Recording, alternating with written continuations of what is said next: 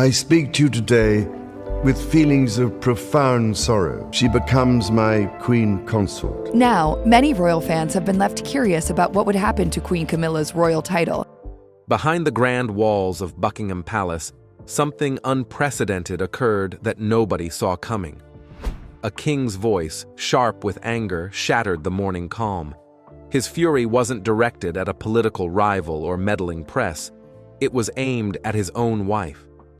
The queen herself stood accused of a crime that seemed impossible to believe. A royal treasure had gone missing, and every piece of evidence pointed toward the woman who wore the crown beside him.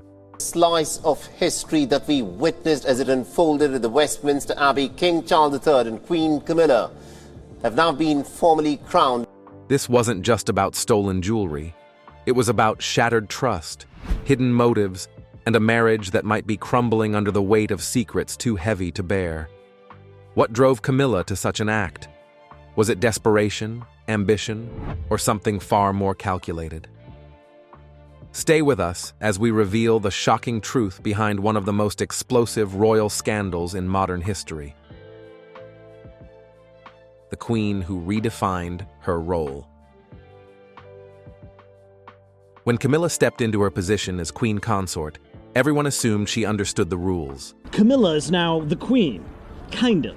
The new king's darling wife has become the queen consort. The role had been clearly defined for centuries.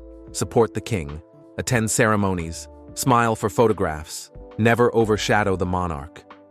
It was a supporting part, carefully choreographed to maintain the delicate balance of royal hierarchy.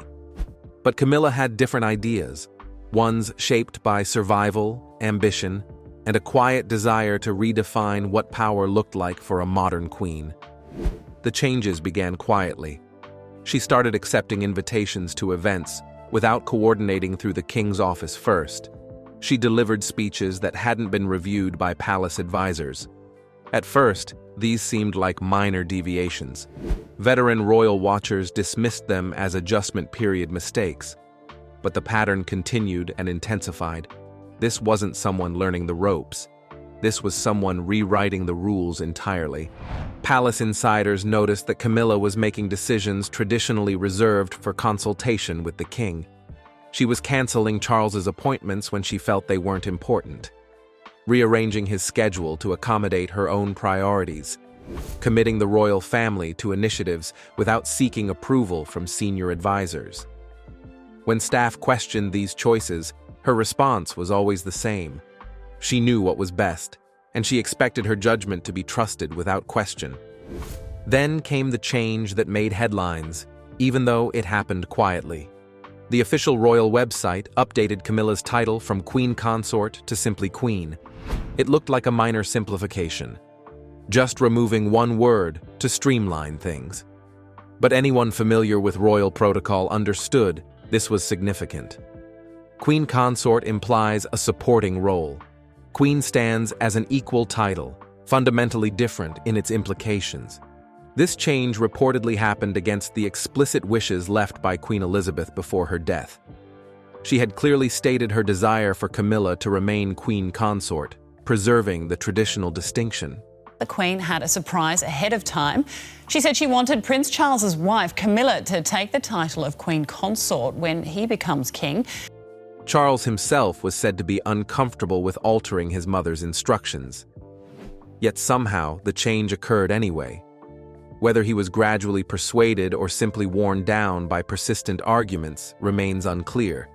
But the result was undeniable. Camilla's title changed, and so did her perception of her own authority. Her independence grew bolder with each passing month. She began intervening directly in matters of state protocol, making calls about which events deserved royal attendance and which could be declined, expressing opinions on policy matters in ways that occasionally contradicted positions Charles had already taken. The unified front that monarchs typically present was showing visible cracks, and Camilla seemed unconcerned about the confusion her actions created. Staff members found themselves in impossible positions. When the king's orders clashed with the queen's, no one knew whom to follow. Traditionally, the answer would have been unquestionable if the king's word was final. But lately, Camilla's presence carried its own gravity. She moved through the palace with the quiet command of someone who no longer asked for authority, but expected it. Staff hesitated, glancing over their shoulders before acting. Each decision felt like a test of loyalty. The old structure, built on centuries of obedience, was beginning to fracture. And from his study, Charles could see his power slowly slipping away. Royal commentators began to notice subtle but undeniable changes during public engagements. Camilla was speaking more often and more boldly, without glancing at Charles for approval. Her speeches carried her own tone, her own priorities, her own sense of purpose. Charities once tied to the king's patronage began shifting toward her orbit. Even her body language told a story: shoulders back, gaze steady, a woman no longer content to stand in anyone's shadow. To some, it seemed like confidence. To others, quiet rebellion.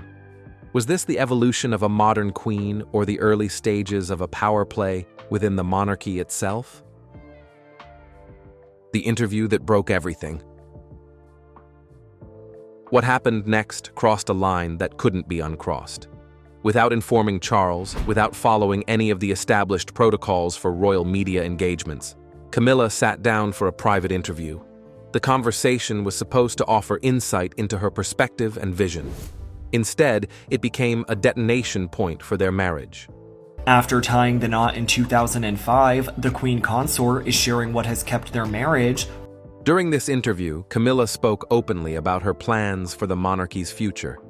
She outlined reforms she wanted to implement. She discussed her perspective on how the royal family should evolve. None of this would have been particularly problematic if it had been coordinated beforehand. But Charles learned about the interview after it was already completed. He discovered his wife's public statements the same way everyone else did. What made the situation catastrophic was what Camilla chose to reveal. She discussed private conversations she'd had with Charles. She referenced concerns he'd shared with her in confidence. She exposed plans they'd discussed behind closed doors, with the understanding that these were personal exchanges between husband and wife. Things Charles had never intended for public consumption were suddenly being analyzed by commentators and dissected by the press. For a man who had spent his entire existence under constant scrutiny, Charles guarded what little privacy he had left like treasure. His conversations with Camilla were meant to be untouchable, a refuge from the noise, a space where titles and expectations disappeared. It was where he confessed his fears, his doubts, his weariness. To realize that even those moments had been compromised shattered something fundamental within him. It wasn't just trust that broke, it was the illusion of safety itself. For Charles, this wasn't a scandal to manage. It was a wound to the soul, inflicted by the one person he trusted most. When Charles discovered what had happened, his reaction was immediate. Staff described him as devastated and furious in equal measure. He tried desperately to reach Camilla, sending message after message demanding her immediate return to the palace. But his attempts went unanswered. Every call was ignored, every text left unread. The silence amplified his anger and hurt. He spent that entire evening in visible distress. People who encountered him spoke of a man barely holding himself together. He paced through corridors that had witnessed centuries of royal drama, but rarely saw a monarch in such raw emotional turmoil. This wasn't the composed king who appeared on balconies and gave measured speeches. This was someone whose world was collapsing. When Camilla finally returned the next morning, her demeanor suggested she didn't share his sense of crisis. She walked through the palace corridors with perfect composure. Staff who tried to greet her were largely ignored. She moved toward the meeting room where Charles waited with the confidence of someone who had done nothing wrong. That confidence would prove to be the spark that ignited an explosion. The moment the door closed behind them, Charles unleashed everything he'd been holding back. His voice shook as he talked about trust, about partnership, about the responsibilities they both carried. He spoke about how the monarchy couldn't function when people pursued individual agendas without coordination, how decisions of this magnitude affected not just them, but the entire institution. Camilla refused to accept his framing. She stood tall and defended herself without hesitation. She was the queen, she insisted. Her voice deserved to be heard. Her perspective mattered. She had every right to speak publicly about her vision. The confrontation escalated rapidly from there. Voices rose, accusations flew, years of suppressed frustration came pouring out on both sides. And then Charles said something that changed the entire trajectory of the argument. His voice, raw with barely controlled emotion, demanded an answer to the question that had been haunting him for weeks. Where was his ring? The signet ring that connected him to his father and grandfather. The ring that represented his lineage and authority. The ring that had mysteriously vanished. And as he stared at Camilla, his meaning was unmistakable. He believed she had taken it. The ring that meant everything. This ring was far more than a symbol of wealth or royal glamour. It was the heartbeat of heritage. Each detail spoke of the lineage Charles was born to protect, the silent code of duty passed from father to son. The Welsh gold from which it was forged glimmered not with luxury, but with legacy. The Prince of Wales' crest etched upon it served as both reminder and burden, binding him to the history of his bloodline. To lose it wasn't simply to misplace an heirloom, it was to feel the ground of tradition shift beneath him, as if the crown itself had lost a fragment of its soul. Charles's grandfather had worn it first. Then it passed to Prince Philip, who kept it on his finger throughout his decades of royal service. The ring became part of Philip's identity, visible in countless photographs spanning half a century. When Philip died, the ring came to Charles. Buckingham Palace announced the death of His Royal Highness Prince Philip, the Duke of Edinburgh. He treasured it not for its monetary worth, though that was considerable, but for what it represented. Every glance at his hand reminded him of his father, of the legacy he inherited, of the responsibility he carried. The ring had been present through every significant moment of Charles's adult life. It was there during his marriages, the births of his children, his mother's funeral, his own coronation. It never left his finger, until suddenly, inexplicably, it did. The discovery that it was missing sent Charles into a panic that consumed him for weeks. The loss occurred sometime around the coronation. With so much chaos, so many people moving through the palace, the absence wasn't immediately noticed. But when Charles finally realized the ring was gone, he authorized a massive search. Every room was examined. Security footage was reviewed. Staff were questioned extensively. Nothing produced results. The ring had simply disappeared. As days became weeks, Charles's distress became increasingly visible. He was distracted during meetings, unable to focus on his duties. Staff reported seeing him physically shaken by the loss. But what made the situation even more painful was Camilla's apparent indifference. While Charles was falling apart, she continued her schedule as if nothing had happened. She showed no concern, offered no support, seemed entirely unbothered by his obvious anguish. People began to whisper. Some staff members remembered that Camilla had asked Charles about the ring on multiple occasions. She had wanted to wear it or have him give it to her. Each time, he had gently refused. It was too personal, too connected to his father's memory. Not something he could share, even with his wife. Those repeated rejections may have planted a dangerous idea. If Charles wouldn't give her the ring willingly, perhaps she would simply take it. Whether this was an impulsive act or carefully planned remains uncertain. But the ring had vanished, and Camilla's behavior throughout the crisis had been suspicious enough to raise serious questions. The accusation and the confession.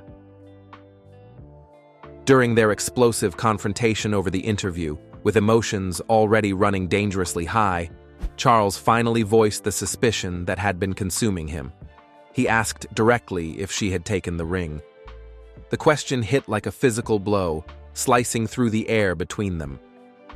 For a long moment, Camilla didn't respond. She simply stared at him, eyes steady, lips pressed thin, her silence far louder than any denial. Charles's heart pounded. He could almost hear the echo of Diana's name in the space between them. That silence, cold and deliberate, was its own kind of answer, a quiet declaration of defiance. Then she spoke. Calmly, almost coldly, she told him that what belonged to the king belonged to her as well. The words hung in the air, neither confirming nor denying, but carrying unmistakable implication. Without another word, she reached into her purse.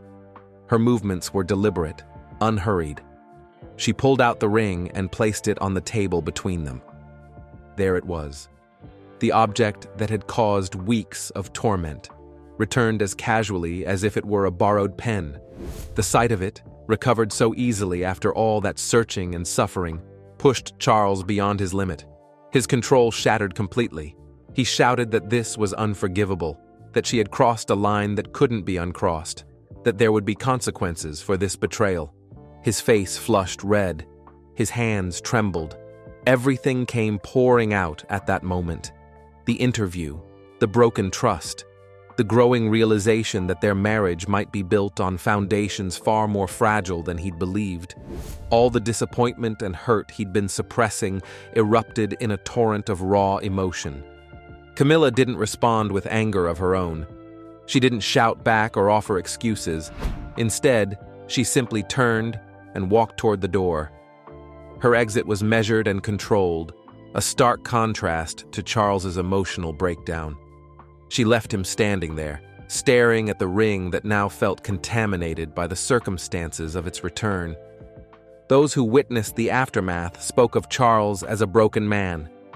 He had survived public scandals, family tragedies, relentless media attacks. But this was different. This betrayal came from inside his own home, from the person he had waited decades to marry, the woman he had defied tradition to make his queen. I count on the loving help of my darling wife, Camilla. She becomes my queen. And it shattered something fundamental in him. The history that haunts them. Understanding how things reached this breaking point requires revisiting the wounds that have defined Charles and Camilla's story for decades. When their affair became public during Charles's marriage to Diana, it detonated a cultural bomb. Overnight, Camilla was branded the other woman, the destroyer of the people's princess. She became a symbol of betrayal, a woman despised not just by tabloids, but by an entire nation that had adored Diana. The attacks were vicious. Headlines mocked her appearance, protesters shouted slurs, and every photograph of her was painted as proof of scandal. Inside that storm, Camilla suffered in silence. She felt abandoned by the man she had risked everything for. Charles, bound by royal duty and consumed by guilt, seemed distant when she needed him most. From her perspective, he allowed her to become a scapegoat to preserve his image and the monarchy's fragile reputation. That abandonment, that crushing isolation, carved something permanent into her spirit. It taught her that in the royal world, protection is an illusion, and love without power is a dangerous weakness. Years later, those lessons hardened into instinct.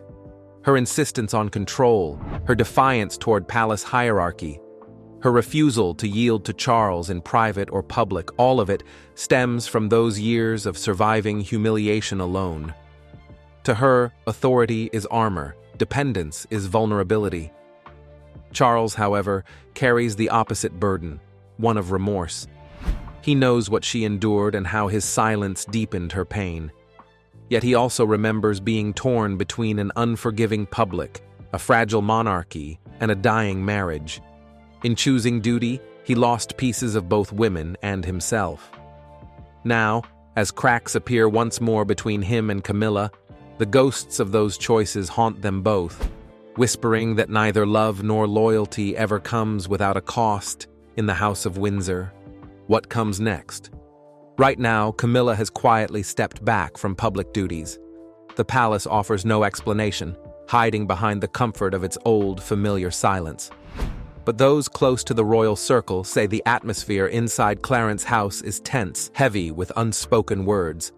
Behind those gilded doors, hard questions echo through every corridor. Can this marriage survive another storm? And if it doesn't, what happens to the monarchy itself? Charles faces a crisis unlike any he's endured before. The woman he once defended against the world now stands accused of betraying him in ways too deep to ignore.